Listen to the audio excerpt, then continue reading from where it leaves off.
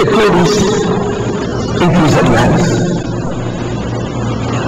Bastariam 10 milhões, cerca de 5%. O que seria 10 milhões de ungidos, ou seja, de Cristos. O que eles estariam fazendo? Pregando em todas as esquinas? O que eles estariam fazendo? Se levantando nas escolas, diante do judiciário, nível federal, na terceira instância, estariam se manifestando em todos os lugares, nas esquinas das ruas, para falar o nome de Jesus. Não fariam nada disso. Não precisariam fazer isso. Simplesmente a mente de Cristo neles, a identidade de filhos de Deus neles, iria contagiar como foi com a igreja da primeiríssima geração, aquela descrita no capítulo 2 do livro de Atos.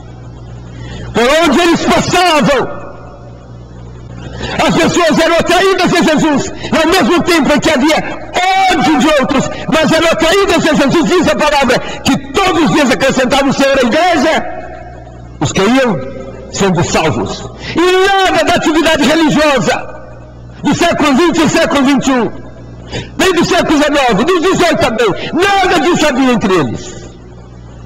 Se abre Atos capítulo 2, onde nós temos uma porção da revelação de Deus, que se não houvesse nada mais na nova aliança, já seria suficiente para ter a revelação completa. Ele nos diz que aqueles que se renderam a Jesus foram batizados com o Espírito Santo, receberam o dom do Espírito Santo, ou seja, Jesus entrou neles. A natureza de Deus foi implantada neles. Diz que eles perseveravam. Perseveravam em quê? Na doutrina, no ensino, ou seja, perseveravam no alimento da palavra de Deus. Perseveravam no ensino, na doutrina dos apóstolos, ou seja, o alimento da revelação do Senhor. Perseveravam, o que mais? Na comunhão de corpo de Cristo, na comunhão de um só coração e alma, na comunhão corporativa, através da qual um é parte do outro, e todos vivem sendo convertidos um para o outro, e sob autoridade, sujeitando-se uns aos outros, com o coração limpo. Mais do que isso, perseveravam que mais? No partir do pão. O que é o partir do pão a que se refere?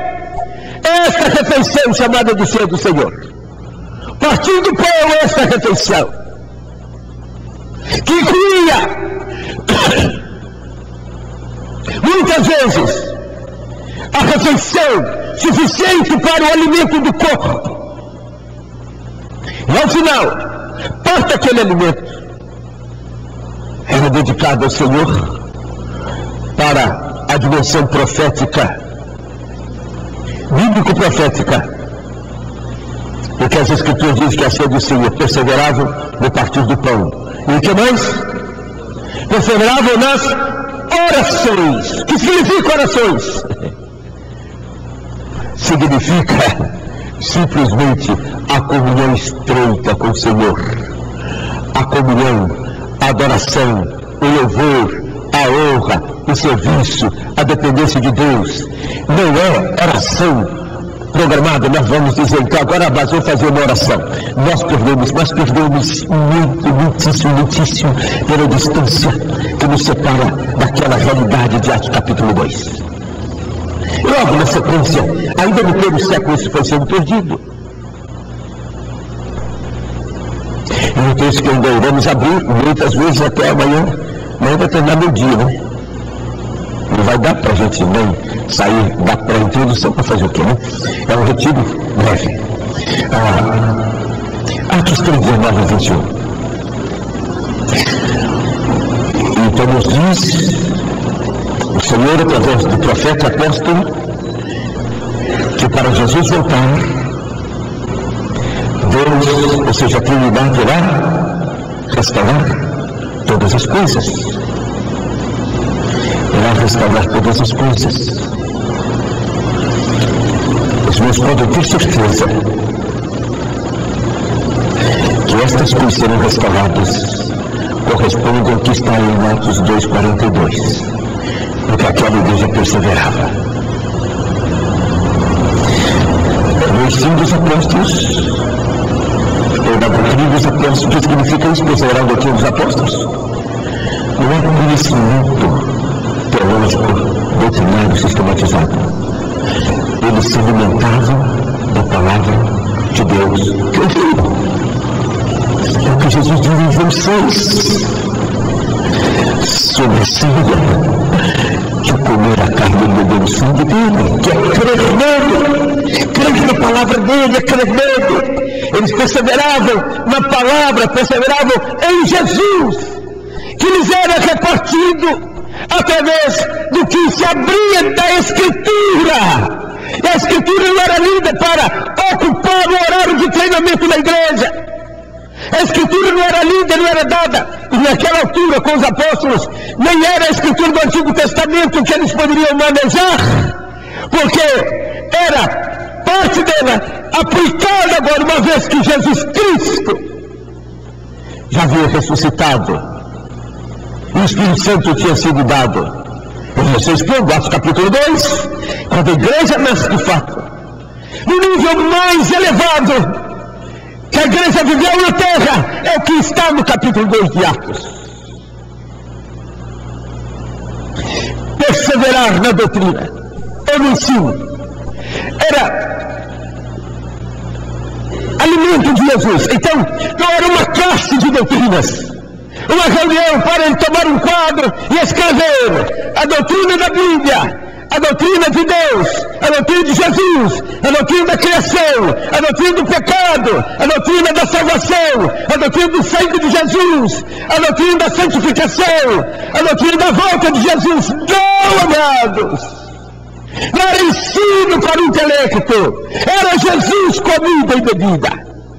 É nisso que consistia o perseverar em Jesus. A palavra de Deus não era algo alienado ao que eles carregavam na mão, impresso. Ninguém carregava uma Bíblia na mão naquele tempo. Impossível. Os escritos eram feitos em quê? E quem poderia ter um livro? Só pessoas riquíssimas. E como carregar? E a nova aliança não estava escrita ainda. E como eles podiam preservar ou perseverar? Então não eram aulas, não se dava aula para então as pessoas saberem o que fazer e o que não fazer. Perseveravam. Quando tem o ensino dos apóstolos era que eles se alimentavam de Jesus, eles perseveravam em Jesus, a palavra dele. E como evidência disso, perseveravam também na comunhão. E a comunhão é o novo mandamento e é João 17. Somente aquela geração imediata viveu o clamor que Jesus fez ao Pai antes de ser preso, torturado, extremamente torturado, crucificado, morto, oferecido seu sangue para tirar o pecado do mundo, ou seja, do homem, de todo aquele que nele crê.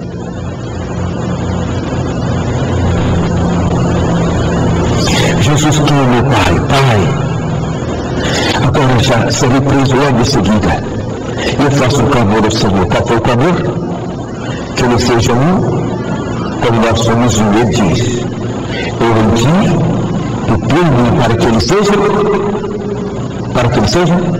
perfeitos em unidade, a fim de que, para quê?